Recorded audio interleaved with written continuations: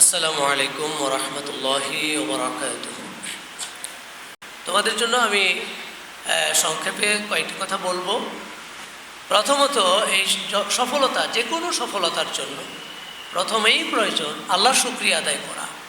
এটা হলো দাবি, এটা প্রয়োজন যে যত সফলতাই যে হোক অর্জন করুক, আল্লাহর রহমত ছাড়া, আল্লাহর সাহায্য ছাড়া সম্ভব নয়।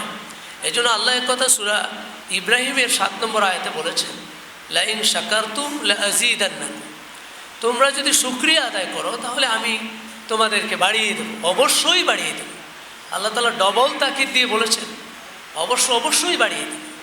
তাহলে আজকে যারা A+ পেলো, ভালো রেজাল্ট করলো, ফলাফল করলো, তার জীবনের শুরু হলো, জীবন অনেক দূর যাবে, প্রতিটা পদেই যেন সে সফল হতে পারে। সে যদি আজকে শুকরিয়াটা আদায় করতে পারে তাহলে আল্লাহ তাআলা তাকে এই নিয়ামতটা আরও বেশি বাড়িয়ে দেবে। দ্বিতীয়ত, কৃতজ্ঞতা পিতামাতার জন্য হবে আর শিক্ষক মণ্ডলীর জন্য হবে, কারণ সব নিজের চেষ্টাই হয়ে যায়, বিষয়টা তা নয়। পিতামাতার দোয়া, শিক্ষক মণ্ডলীর প্রচেষ্টা, সেই জন্য তাদের প্রতিও তোমাদের কৃতজ্ঞ থাকতে হবে। সব সময় জীবনের প্রতিটি পদে পদে কৃতজ্ঞ থাকতে হবে। রাসূলুল্লাহ সাল্লাল্লাহু আলাইহি ওয়াসাল্লাম বলেছেন, তিরমিজি এবং মুসনাদে আহমদে হাদিসটি আছে, মান লাম ইয়াশকুরিন নাস লাম ইয়াশকুরিল্লাহ, যে মানুষের কৃতজ্ঞতা জ্ঞাপন করতে পারে না, হৃদয়ে যার এত সংকীর্ণ, তো সে আল্লাহর কৃতজ্ঞতা কীভাবে জ্ঞাপন করবে? সেজন্য তাকে কৃতজ্ঞ হয়েই চলতে হবে। যার অবদান ছিল, যেভাবে যার যতটুকু অবদান পেয়েছে তার প্রতি কৃতজ্ঞতা জ্ঞাপন করা। তৃতীয়ত, সাফল্যের এই ধারা অব্যাহত রাখার জন্য চেষ্টা চালাতে হবে, চেষ্টার বিকল্প নেই। আল্লাহ তাআলা সূরা আনকাবুতের 69 নম্বর আয়াতে বলেছেন, ওয়াল্লাযীনা জাহাদু ফীনা লানাহদিয়ান্নাহুম সুবুলানা।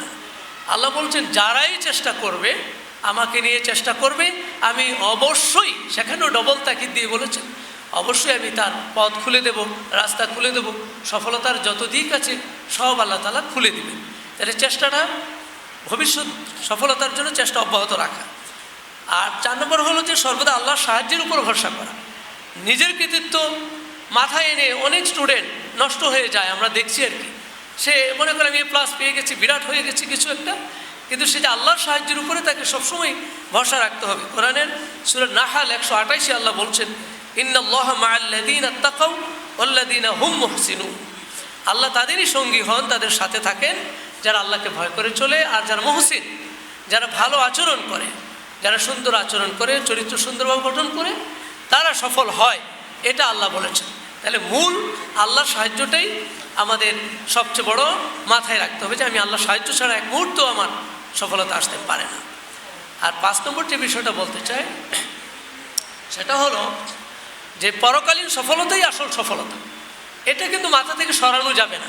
আজকে আমি সফল হয়েছি, অনেক ভালো রেজাল্ট করেছি, সবাই আমাকে ধন্যবাদ জানাচ্ছে, কনগ্রেচুলেশন দিচ্ছে, কিন্তু আমি আমার জীবনের চূড়ান্ত সফলতা যেটা, সেটা যদি সফল হতে না পারি, আর ওই সফলতার জন্যই কিন্তু এই পৃথিবীটা ক্ষেত্র, এটা মাথায় রাখতে হবে।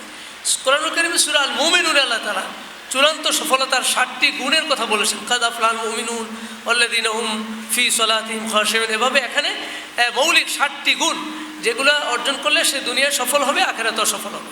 আমাদের মাথায় সবসময় এটা রাখতে হবে, যারা তোমরা A+ পেয়েছো, ভালো ফলাফল করেছো তামিল মিল্লাত থেকে, তোমাদের এই ধারা অব্যাহত রাখার জন্য তোমাকে নৈতিকভাবে সুন্দর হতে হবে এবং দুনিয়ায় সফল হতে হবে, আখিরাতের সফলতা মাথায় নিয়ে কাজ করতে হবে। এই কয়েকটা বিষয় তোমাদেরকে বলার পরে আমি আরেকটু সময়ে, সেটা হলো যে এখন দাখিল পাস হলো, আলিমে ভর্তি হওয়ার পালা। এই আলিমে ভর্তি হতে গিয়ে আমাদের কাছে যে দুঃখজনক বিষয়টা আসে, সেটা হলো অনেক স্টুডেন্ট তারা কলেজের দিকে যেতে চায়। এটা আমাদেরকে খুব পীড়া দেয় এবং এটাকে আমরা আত্মঘাতী বলি। এই জন্য আত্মঘাতী বলি যে হয়তো সে বুঝে নাই, অথবা কোনো মুরব্বী থেকে পরামর্শ নেয় না, কোনো শিক্ষক থেকে নেয় না। আমি মৌলিকভাবে 5টি মৌলিক কারণে কলেজে দাখিলের পর কলেজে যাওয়াটাকে নিষেধ করি। আমি মৌলিক এই 5টা, একটা কারণ হলো পরিবেশগত ভিন্নতা। তোমরা দেখো এখানে একটা পরিবেশে বড় হয়েছে, একটা পর্দা পর্দা সব কিছু মিলে একটা দিনই পরিবেশ। হঠাৎ করে যখন কোনো স্টুডেন্ট গিয়ে অন্য একটা পরিবেশে যায়, আমরা দেখেছি আর কি, আমার এই 25 বছরের অভিজ্ঞতা দেখেছি, সে আসলে তার ঐতিহ্যটা ধরে রাখতে পারে না, সফলতাটা তার পারে না, খুবই পারে না। অল্প কয়েকজন পারে, কিন্তু অনেকেই পারে না। এই জন্য আমি বলবো এটা এই কমপক্ষে দাখিলের পর এই কলেজ অ্যাভয়েড করতে হবে। দ্বিতীয়ত, সিলেবাসগত বিষয় আছে, যেমন মাদ্রাসায় আমরা একটা সিলেবাস ফলো করেছি, সেই সিলেবাসটা সারা বাংলাদেশে একটা হলো বোর্ড, মাদ্রাসা বোর্ড। আর কলেজে গেলে অনেকগুলো বোর্ড, প্রশ্নগুলি জটিল, মানে নির্ধারণ করা, নির্বাচন করা, সিলেক্ট করা কঠিন হয়ে যায়। আমার স্টুডেন্টরা গিয়ে সেখানে দিশা পায় না, রেজাল্টটা সে A+ ধরে রাখতে পারে না। এটা আমরা পর্যবেক্ষণে দেখেছি। তৃতীয়ত, আরবি বিষয়গুলোর একটা বোনাস সুযোগ আছে। তোমরা মাদ্রাসা আলিমে যারা পড়বে, সেখানে সাধারণ বিভাগে 700 নম্বর আরবি আছে, 700। তো এই 700 নম্বর আরবি একটু চেষ্টা করলে 90 মার্কস পাওয়া যায়, একটু চেষ্টা, বেশি না। তো এই বোনাস সুযোগটা কলেজে গেলে তুমি পাবে না।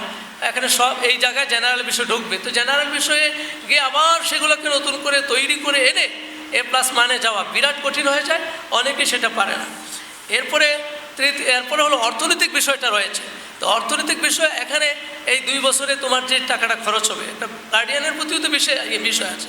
সে কলেজে গিয়ে, আমাদের পাশে একটা কলেজ আছে, সেখানে মাসে 4-5 হাজার টাকা খরচ করতে হয় শুধু বেতন, আর আমাদের 450 টাকা বেতন দিবে। তাহলে তুমি 2 বছরে কত টাকা যাবে? কিন্তু রেজাল্ট যদি তোমার A+ না হয়, আর যদি কোনো প্রতিষ্ঠান, কোনো স্টুডেন্ট মাদ্রাসায় থেকে আলিম A+ পায়, তার দাখিল A+, আলিম A+, সামনের উচ্চশিক্ষার ক্ষেত্রে তার দুইটাই অনেক কাজে আসবে। সেজন্য অর্থনৈতিক বিষয়টাকেও মাথায় নিয়ে তোমাকে সিদ্ধান্ত নিতে, হুট করে সিদ্ধান্ত নেওয়া যাবে না। এই জন্য আমি বলতে চাই, তোমাদের সার্বিক বিষয় বিবেচনা করে কেউ যদি তোমাদেরকে বুঝায়ও, আমি অ্যাজ এ টিচার বা আমি এই প্রতিষ্ঠানের পক্ষ থেকে তোমাদেরকে কথা আমি গার্ডিয়ান হিসেবে বললাম, তোমরা দয়া করে এই সিদ্ধান্ত মাথায় নিয়ে তোমার নিজের ক্ষতিটা করো না। যদি তুমি আলিম A+ পাও, এরপরে যদি মনে করো যে তুমি উচ্চশিক্ষায় যাবে, সেটা তুমি চিন্তা করে যাবে।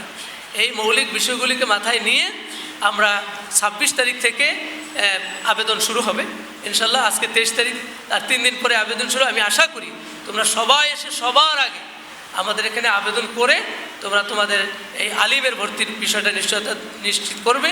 এবং আমরা চাই যে আলিমে যারা ভর্তি হবে তাদেরকে সার্বিক বিষয়ে আমাদের রুটিন, তারপরে ল্যাব, অন্যান্য যে আয়োজনগুলো আমাদের আছে, সার্বিক আয়োজন আলহামদুলিল্লাহ এখন আছে, কোনো দিক থেকে আমাদের ঘাটতি নেই। এই সার্বিক আয়োজন দিয়ে তোমাদেরকে আমরা সার্ভিস দিতে চাই। আল্লাহ তাআলা তোমাদের সফলতা দান করুন এবং তামিরুল মিল্লাতকে তার লক্ষ্য পানে এগিয়ে যাওয়ার তৌফিক দান করুন। আমাদের শ্রদ্ধাভাজন ব্যক্তিত্ব, আমাদের শ্রদ্ধা হুজুর অধ্যক্ষ মাওলানা জাইনুল আবিদ হুজুরকে আল্লাহ তাআলা হায়াতে তৈয়বা দান করুন। আমাদের চলার পথে আমাদের নির্দেশনা দানের জন্য আমরা হুজুরের কাছে আবেদন রেখে সকলকে ধন্যবাদ জানিয়ে তোমাদেরকে আবারও কনগ্রেচুলেশন দিয়ে আমি কথা শেষ করছি। হাযা মা ইনদি ওয়াল ইলমু ইনদাল্লাহ আলাইহি তাওয়াক্কালতু ওয়া ইলাইহি উনীব। আসসালামু আলাইকুম ওয়া রাহমাতুল্লাহি ওয়া বারাকাতুহু।